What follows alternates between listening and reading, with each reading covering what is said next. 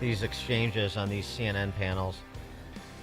They're difficult to endure, but that's why we get paid the big bucks. So we will go through it.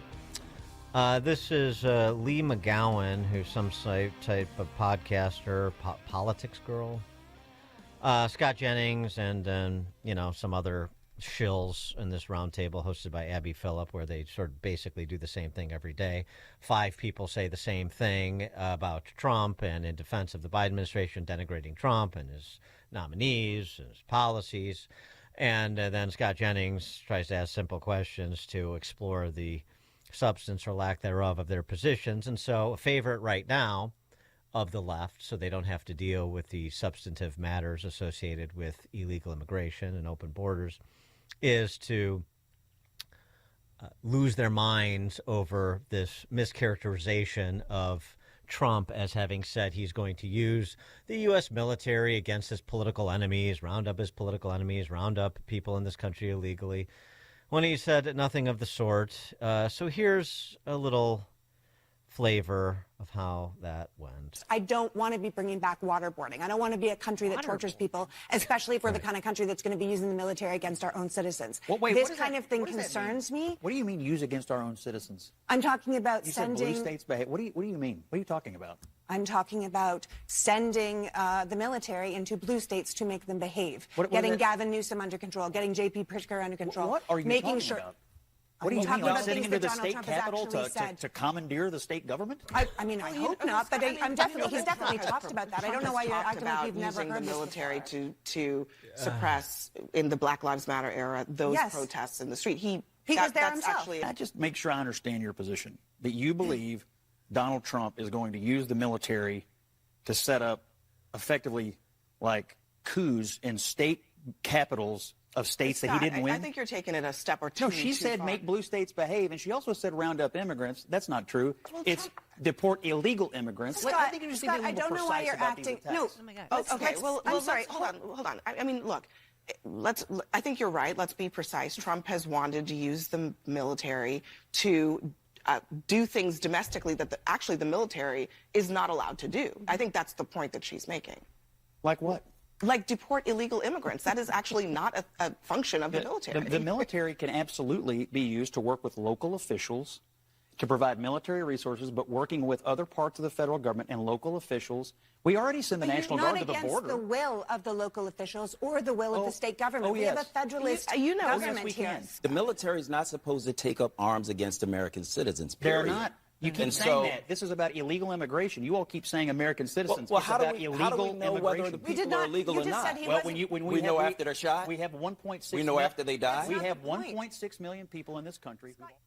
I'm sorry you had to listen to that, but this is the quality of what you get from the left, and Scott Jennings was good to keep his wits about him because it is mind-numbing.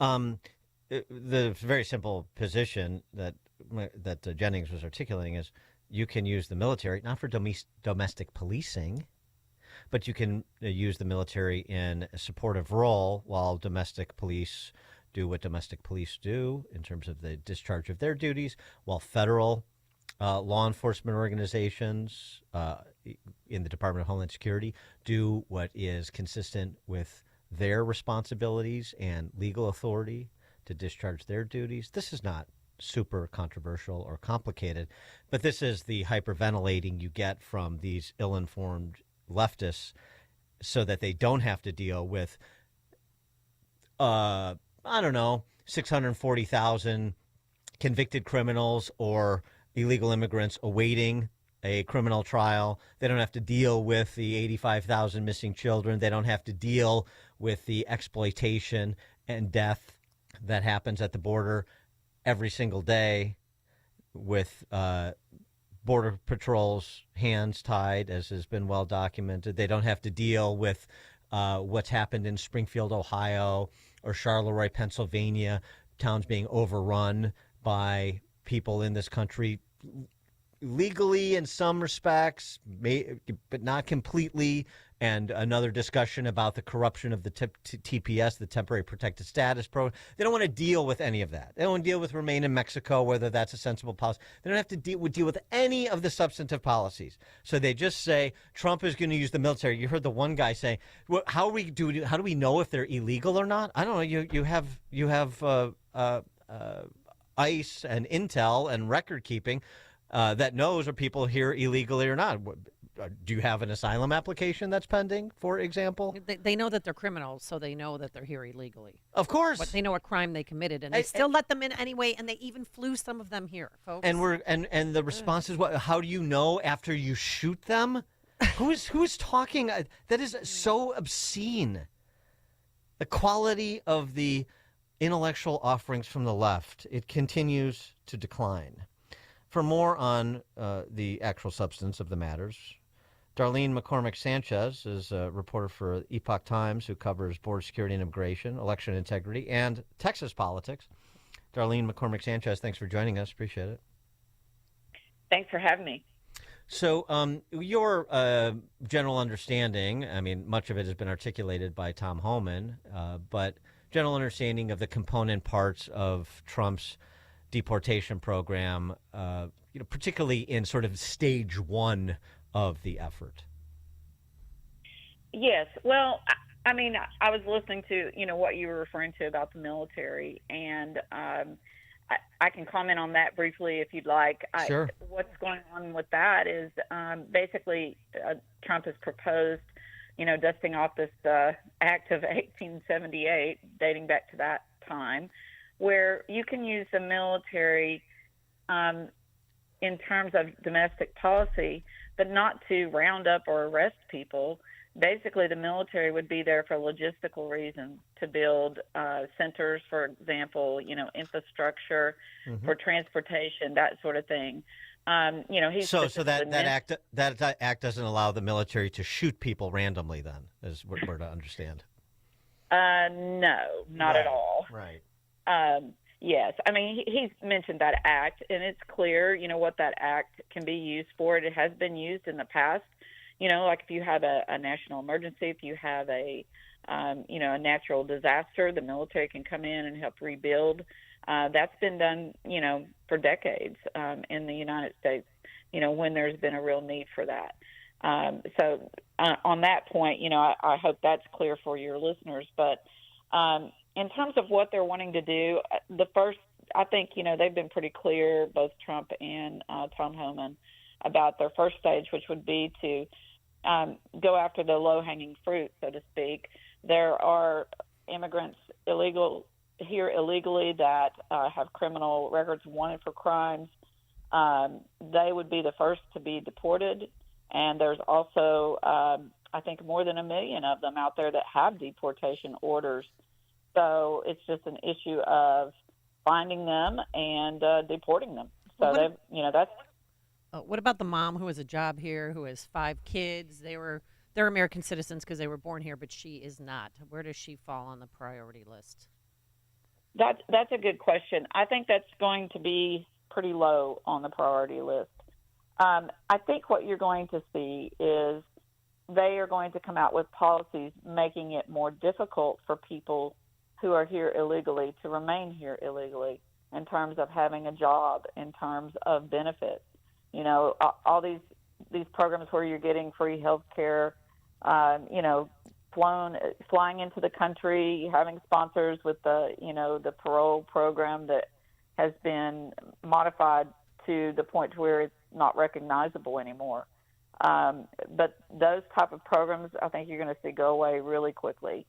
And they're also talking about having employers check, immigration status. I'm not sure how that would actually work out in terms of the logistics of that. But I know a lot of states do use that program, to check, and some states have passed laws. Yeah, well, Tom Homan on that, too. I mean, he makes the point he made in that 60 Minutes interview a few weeks back where he said, look, you're talking about slave labor. This is part of what the cartels do, these traffickers do, is they traffic people in, and they're essentially indentured servants to the cartels. And so the only way that you can deal with that is you have to do raids on companies that are benefiting from people in this country working illegally that are tethered to the cartels. That's one of the ways we do it. So this is one of the tools that he has at his disposal, or the agencies have at their disposal, is those raids based on that legitimate reason. Yeah, I would definitely. I think that's what he's saying, that is one of the tools that they would have at their disposal. They're also looking at self-deportation, basically saying to those that came over illegally, look, if you leave now, if we have to deport you, then there's going to be a consequence.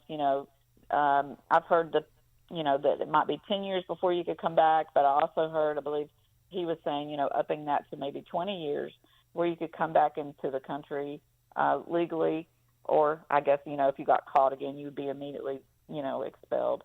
But there's that as well. So if you left on your own accord and applied to come here legally, then, you'd have a much better chance of getting in and staying. But if they do find you, here's what I think is the interesting point about this. Some of these, sanctuary cities, sanctuary states, I guess, that, don't want to cooperate with ICE, in deportation. What's going to happen in those situations, Tom Homan, I believe, has spoken to this point.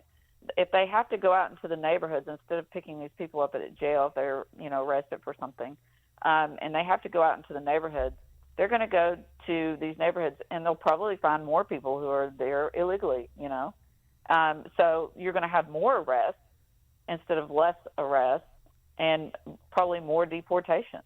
So either way, these people, I think, are going to be deported. Progress Trump has announced he's made in discussions with Mexican President Claudia Sheinbaum, and I guess to some extent Trudeau as well, with respect to their respective countries' constructive engagement with the United States when it comes to border security. Do you think that's real? I do. And the reason I do is I think, of course, these are leaders of their own countries. They have to take a political stance as well, But I think that in the end, they are going to cooperate with the United States. I mean, their trade, they're our biggest trade partners. I think that that's just going to end up being the way it is because I think they understand that Trump is serious. I mean, he was certainly serious about it last time.